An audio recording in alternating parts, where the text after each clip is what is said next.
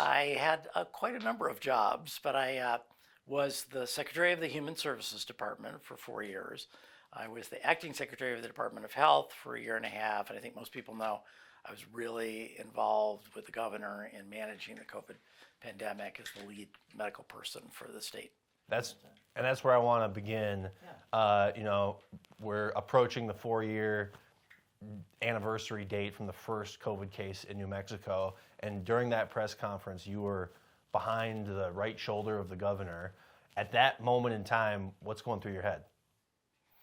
I think that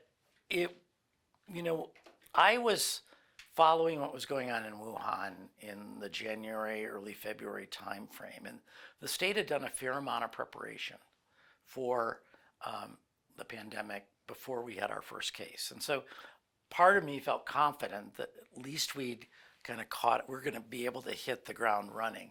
But I think the hard part was we knew nothing about the virus at all. There was almost no facts whatsoever that we could rely on at that point in time. The data coming out of China was very limited. So I think that was the degree to which we were dealing with something that was A, huge, and B, unknown. So I felt apprehensive. And I remember a reporter pulling me aside and said, so what do you think our biggest problem is going to be, our biggest challenge? I said, well, what do you mean? He said, masks or ventilators? Or I said, probably communication. And he said, well, I just say that. It's like, it's always the biggest challenge in any kind of crisis. And so I think that's something that I felt like I could really help with as a scientist and also someone who could translate science to the general public. As a scientist, was that reassuring to know? I sometimes wonder, did the medical professionals, were they freaking out because they knew, or were they put to ease because they knew? And I guess maybe a lot of it was we didn't know then, and so that creates some uneasiness. But what were the emotions like in the minds of the medical professionals that have an intimate understanding of how diseases move and travel?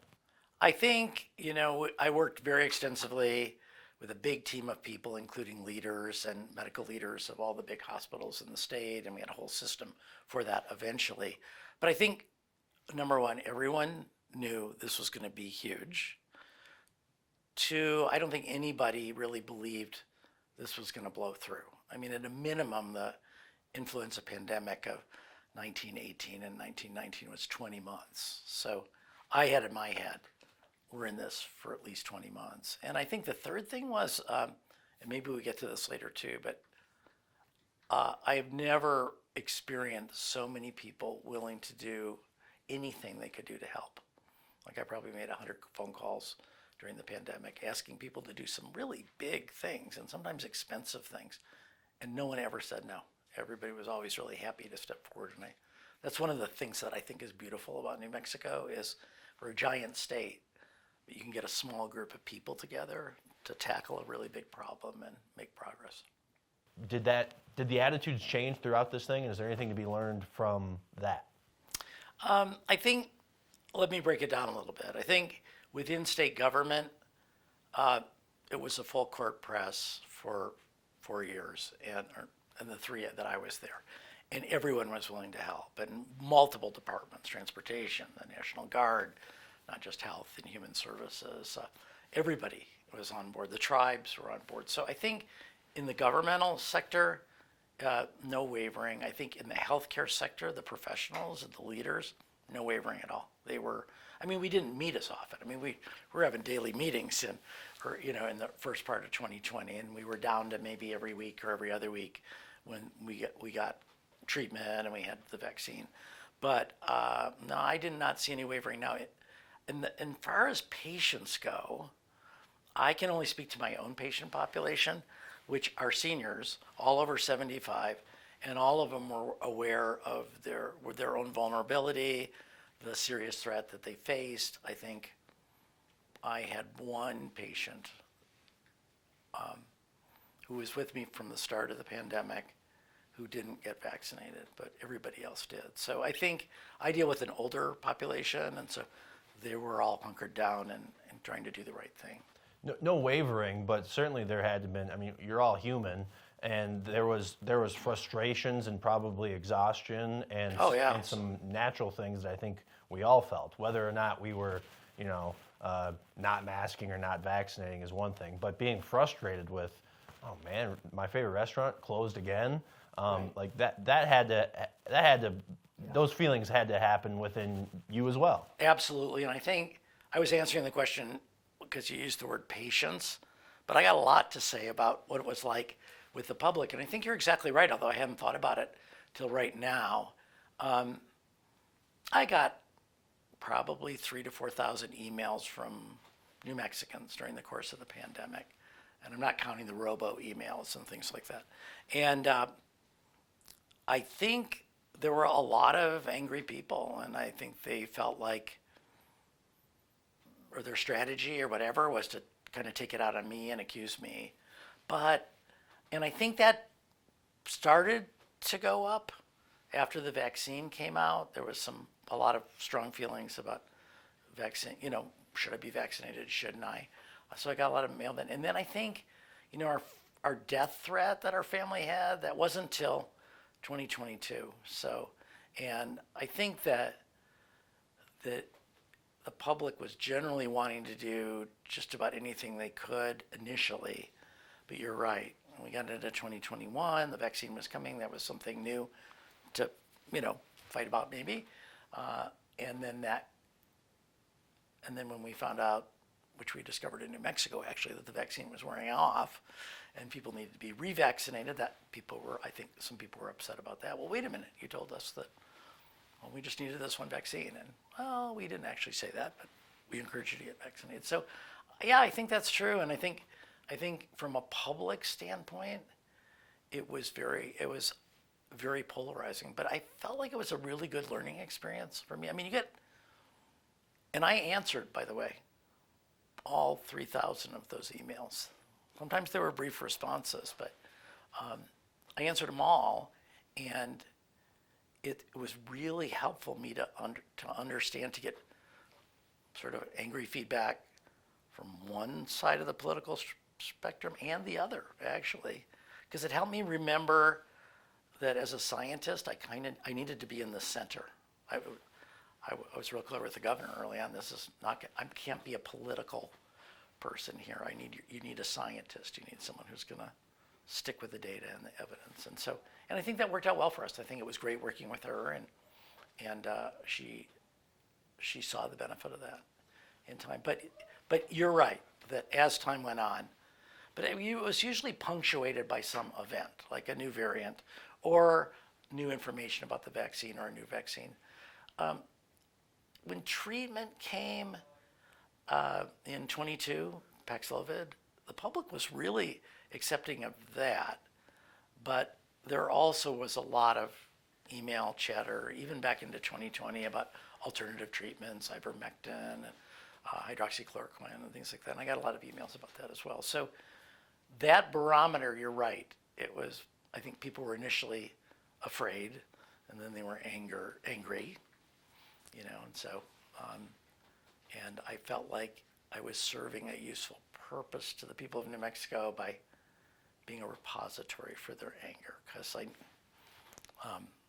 because I realized it wasn't about me, even though the emails kind of were about me. This isn't about me. This is a really hard situation. These people have never heard of a pandemic or been through one, and so I think I was able to develop compassion, I think, for everybody. Looking back at some of the governmental decisions on how we tried to flatten the curve or operate with the information that we had at the time, do you think we made all the right steps looking back, or are there things looking back that, I don't know, if this were to happen again in the next 20, 40, 60, 80, 100 years, go, maybe we don't do that next time? Is there anything like that sticks out in your mind? Yeah, I think there is. And I would say first, though, that using the word right or wrong doesn't actually apply, because what we were doing is taking some fairly weak evidence, particularly early on, and just making the best decision we could given the information we had at the time. If I could go back, I think the one thing I would do differently is not recommend that people wear masks outside. The evidence we had at the time was not conclusive about that. But there were cases of people who got COVID outside, and so we were more conservative on that. And I think that one's on me. So if I could go back in time, I'd say, yeah, masks indoors, absolutely, really important, no question about it. But outside is safe. That was sort of one of those 50-50 calls. But that's really the only one. I think everything else we did, and the governor was pretty insistent about this, was based on evidence and the data that we had, and we had a lot of really great data. And so it was, there was just, I've never worked on anything where there were this many moving parts. There were a lot of moving parts throughout the pandemic. Do you think there's any damage or harm that came out of the pandemic as far as people's trust or like vaccine hesitancy? The vaccine got all of a sudden a lot of people talking. It got political.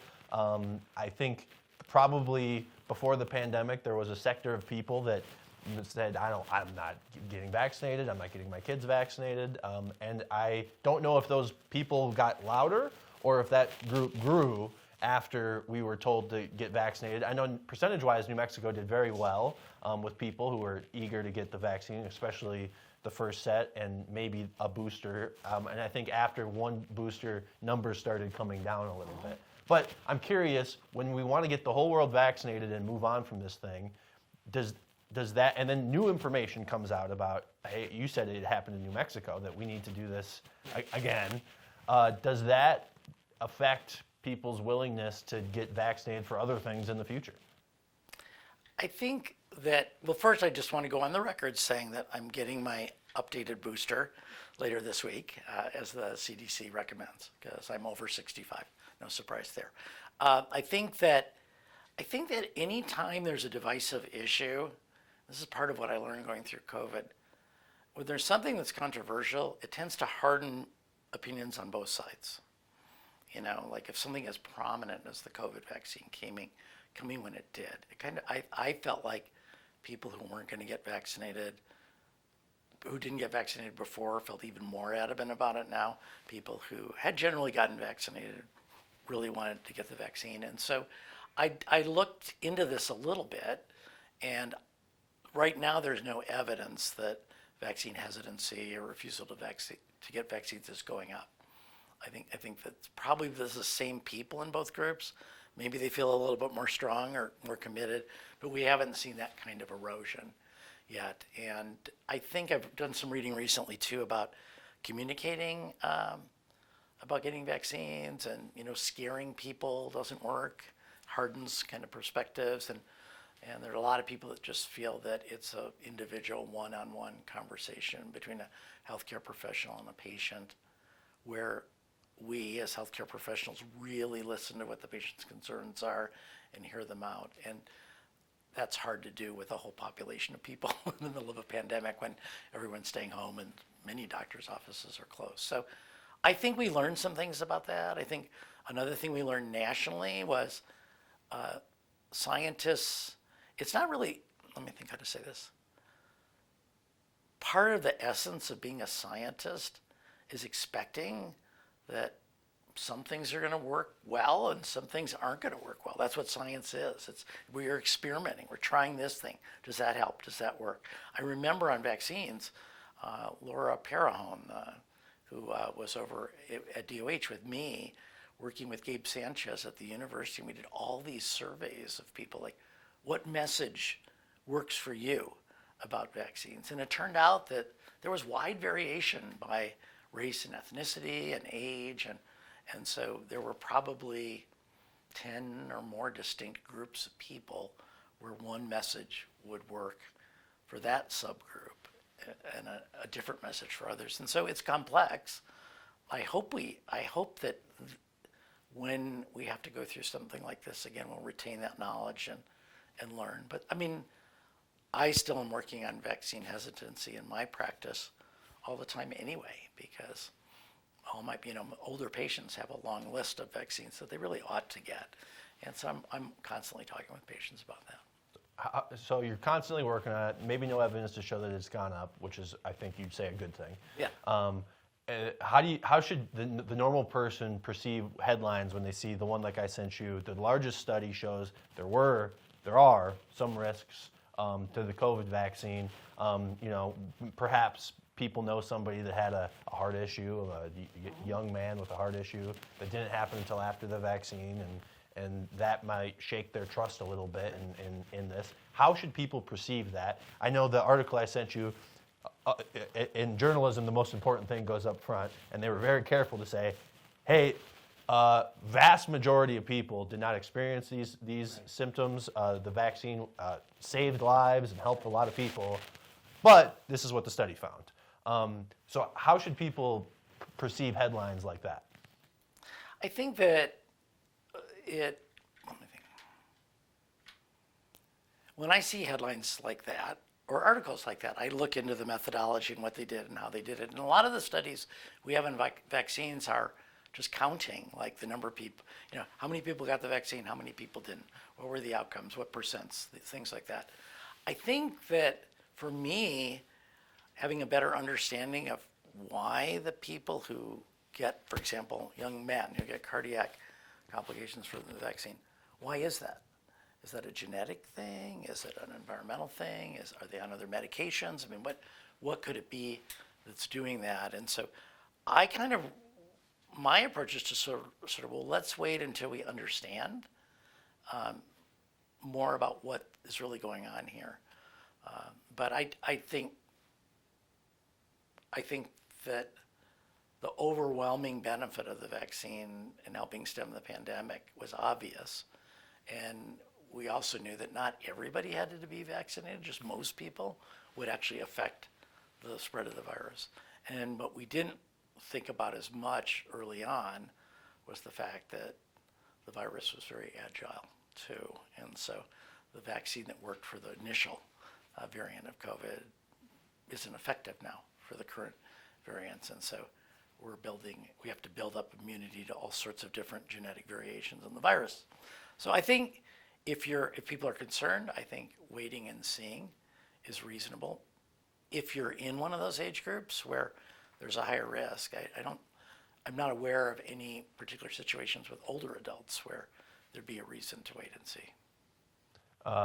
Ultimately, the message is as was then, the benefits far outweigh the risks. I think at the population level, there's absolutely no question about that. The science is there. At the community level, also true. On the individual level, though, I can only speak for myself because everybody has different values.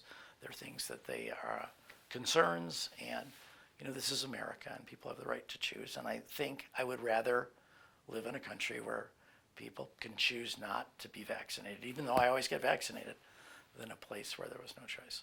Some people might jump on you for saying this is America, you have the right to choose, because some people would say, oh, I didn't have the right to choose certain behaviors during the height of the pandemic. How do you reconcile those decisions for those people that say, hey, I didn't have the right to do X, Y, or Z? Yeah, I think that's a really good question, and let's talk about healthcare workers, because that is clearly one group where a vaccine was mandated. And I think that we were aware that preserving our healthcare workforce at the beginning of the pandemic was probably the most important thing we'd be able to do of anything. And I think that's proving true now because there's a big national nursing shortage. There's a huge nursing shortage in New Mexico. A lot of folks have left, both physicians and nurses and others have left the medical field because of the vaccine. I think that when you're an incredibly scarce resource whose job it is to save people's lives in a pandemic, I think there's a legitimate argument to be made that there's a different set of rules.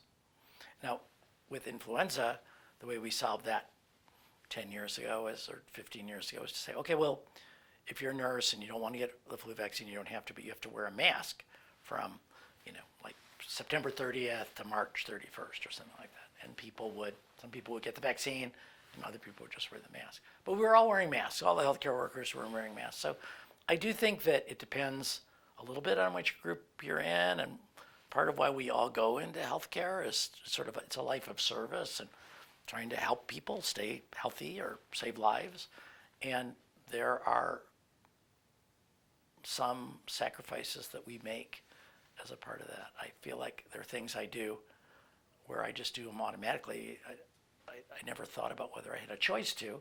It's just what I do as part of being a healthcare worker. So I think in those, but in nursing home residents were the other people who were required, and the devastating mortality rates we saw all throughout the pandemic in nursing homes, particularly at the beginning. I mean, 30 and 40% death rates.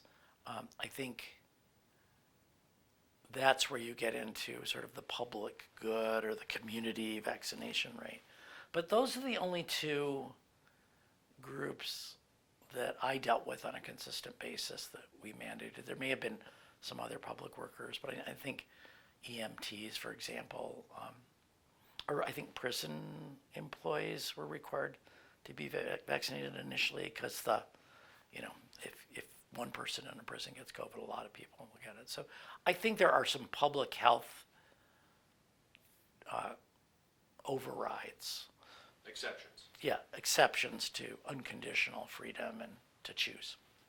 I mean, I think we're always weighing, and I think it's a great discussion, individual freedoms and public good.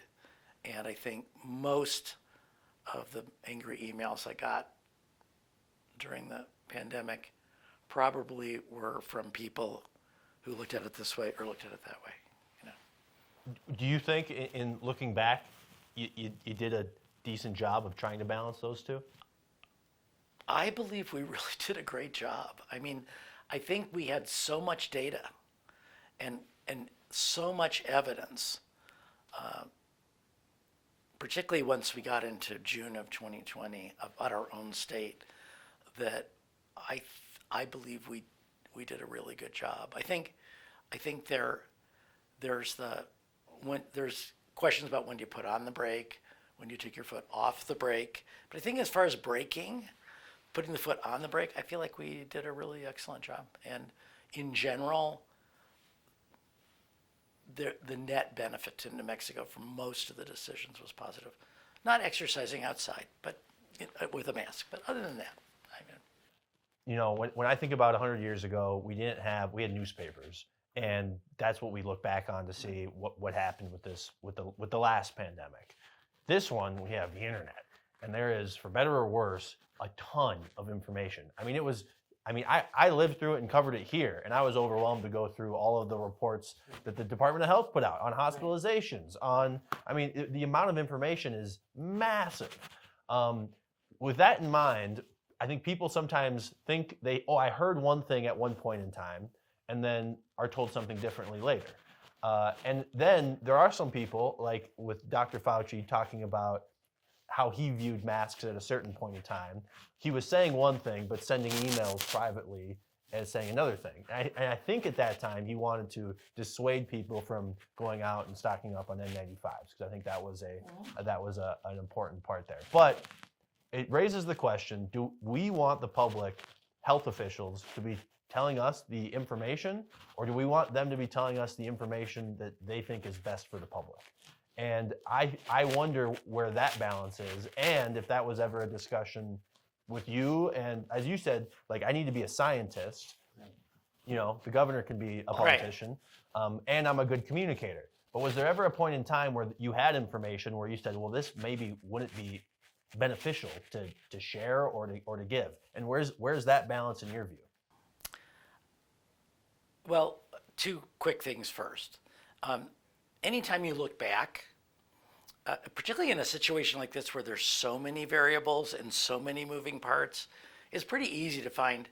I'm sure there are things I said in a press conference in 2020, and I probably said something almost the opposite in 2021. And particularly there's that period before we had the vaccine and before we had good treatment, oral treatment, where everything completely flipped. So I'd be embarrassed if everything I said throughout the whole pandemic was consistent, because there's a constant inflow of new information, new facts, conflicting information sometimes. There's a lot of that. Poorly done scientific studies with people just rushing to get things out there, which were helpful, but not the kind of study I would use to decide whether someone should be on a high blood pressure medicine or not.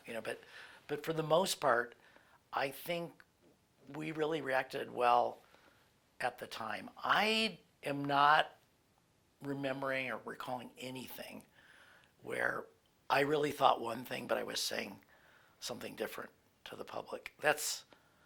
I wouldn't actually stay in my job if I was required to do that. I think for me, effectively communicating is when you're being honest with people, and if I think about all the times I said, we don't know that, or I don't know that, or we're not sure about that. I think sometimes people feel like that's a sign of weakness, or we need to be certain about everything, but that's not science either, and things always are changing. And so I'm not aware of a situation like that at all. And I think I would remember it, because I would have been very uncomfortable with it. So, in your view, it's important for public health officials to just give the information that we have at that time, and that information can change. And if you look at the DOH website, it's like you said, there's an overwhelming amount of information for the people who want to use it. Looking back, big picture, what did we learn, and what is the value looking forward? We all went through this thing. One of the things I was talking about with the hospitals is this thing happened, and the ripple effects are still being seen and felt in a variety of different ways. One of the things I'm not even exploring is the economic ripple effects of this thing.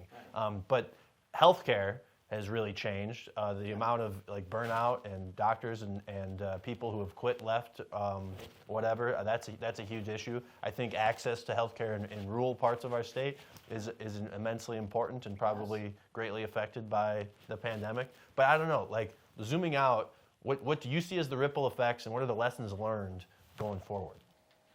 Well, let's start by, because I always do this, talking about some of the positive things that have changed in society as a result of the pandemic. I'm flashing back to your press conferences. Yeah, well, I try to be optimistic, because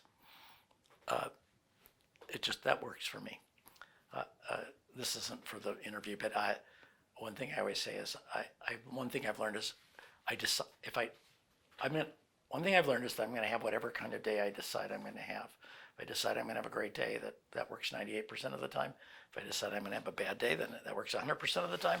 And I might as well decide to have a good day. But I think there were some significant changes to our daily lives. Even in healthcare, you can visit your doctor now online, which, for people in rural areas to be able to have a specialist appointment with a doctor or Presbyterian or the university or something like that, and not have to drive, perhaps with a developmentally disabled child from Jal, New Mexico, up to Albuquerque and back. So that's a positive. I think the healthcare community, and we haven't talked about this much, but the healthcare community came together in an amazing way in New Mexico. We were literally operating the equivalent of one giant hospital in our state. And I remember one night when there was only one ICU bed left in the state in Las Cruces, and someone in Farmington needed it, and that person, because of the communication the hospitals had set up,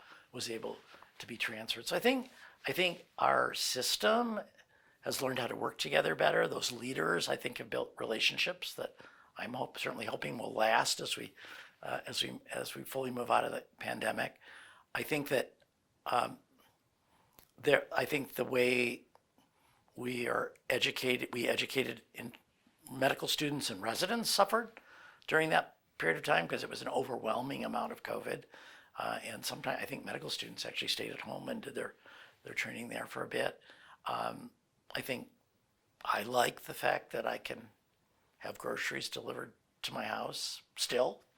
It saves me time. And so I think that's great. I loved the way that my favorite restaurants figured out a way I could eat there outside, or pick up food, and we tried to really frequent.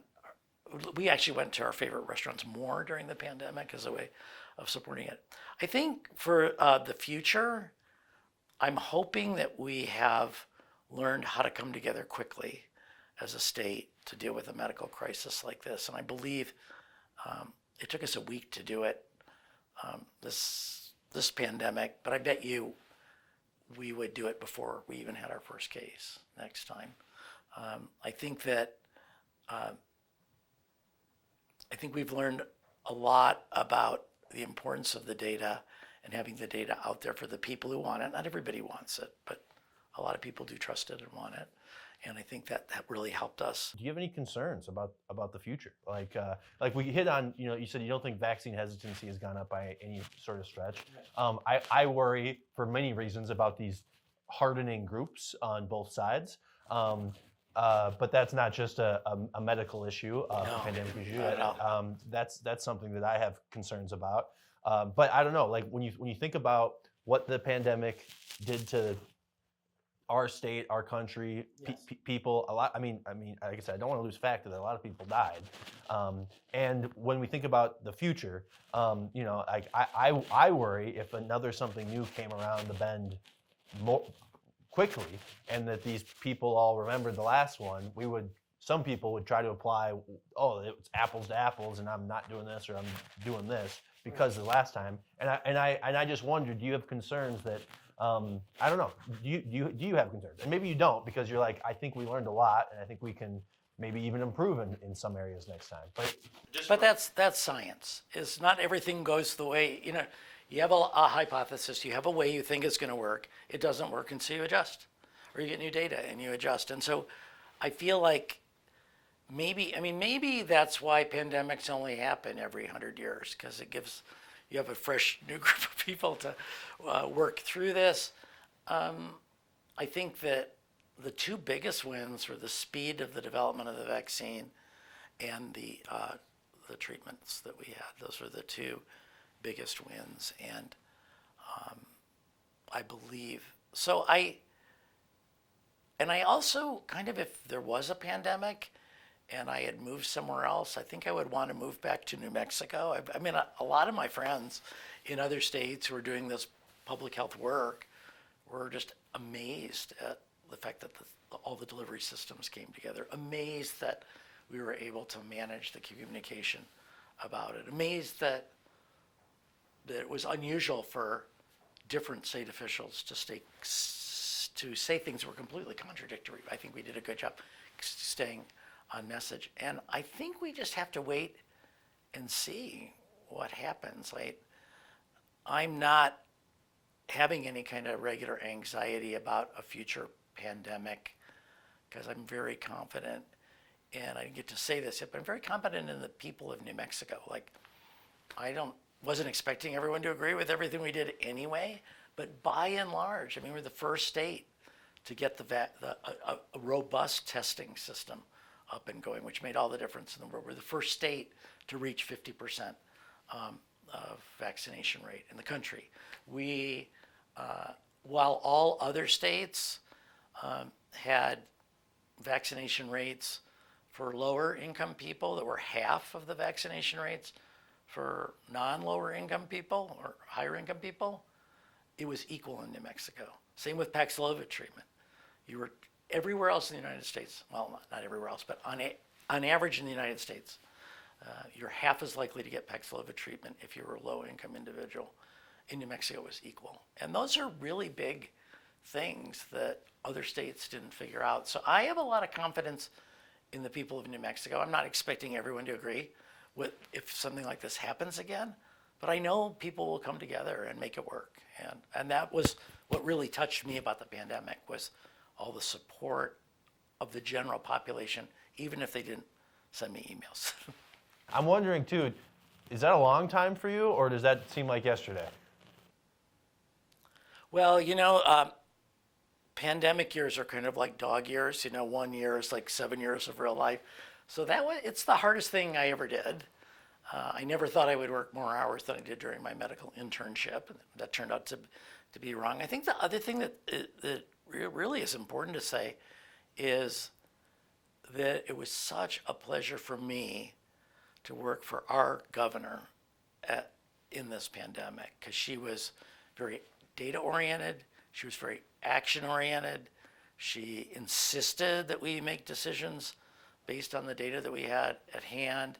She really, I mean, she personally called up testing equipment companies and to get reagents for our labs here in the state, and just took a very, had a sense of urgency that was, I think, exactly matched what was coming and what we saw in retrospect. And other states were not like that at all.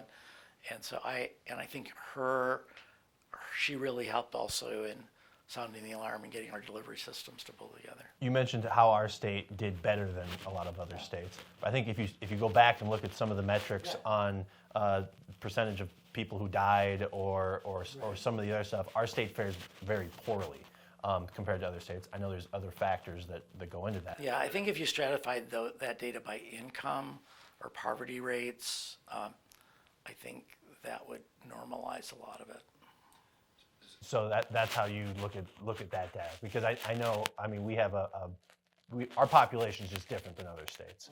And I know the northwest part of our state, the Navajo Nation, was ravaged by this thing, and it affected that community differently than it affected other parts of our state. But that's how you would look at that data, because I think some people would just look at the Wikipedia and go, "Oh, New Mexico's at the bottom. They did a crap job." Yeah, I think that well, we weren't, despite some of the comments I made, we weren't in a competition with other states. And the question that I feel good about is, did we save more lives than we would have expected based on the burden of illness in our population? There's something called the Social Vulnerability Index that we use to ensure that vaccines and treatments were evened out across the state. And New Mexico has the highest one in the country. It's about burden of illness, poverty, housing, all sorts of things. And so I don't know if that story will ever be told, or some great data or mathematicians will go through the data and stratify it out for that. But I believe that given the resources we had and given the burden of illness and poverty we had, that we did well. And I know one thing, in an early press conference, someone asked me, well, if you could change one thing to help us in this pandemic, if you could do one thing, like you had a magic wand and you could just do it, what would you do? And I said, I would eliminate poverty if I really could, because that is the thing that makes people more vulnerable. They have to go to work, they can't work from home often, they live in a smaller housing situation with more people, they may not have enough money for food, we were delivering water to people at the beginning of the pandemic, and food. And so I think we did better than anyone expected us to. And in many situations, we actually were admired by a lot of other people, including friends I have in other states. Dr. David Scrase, thanks so much for the time. Thank you.